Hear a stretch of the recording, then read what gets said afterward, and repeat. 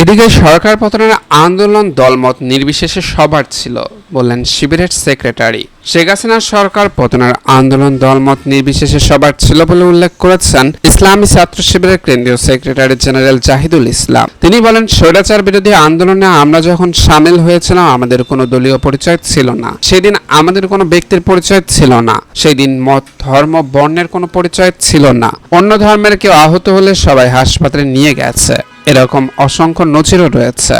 রোববার দুপুরে মৌলভীবাজার শহরের বেঙ্গল কনভেনশন হলে সাথী সমাবেশে তিনি এসব কথা বলেন। ছাত্র শিবিরের কেন্দ্রীয় সেক্রেটারি জেনারেল বলেন, এই আন্দোলনে ইসলামী ছাত্র শিবিরের একক কোনো কর্তৃত্ব অবদান কখনো দাবি করেনি এবং করবেও না। আমরা মনে করি এই আন্দোলন সবার, এই আন্দোলন কোনো একক ব্যক্তির মাস্টার মাইন্ডে হয়নি।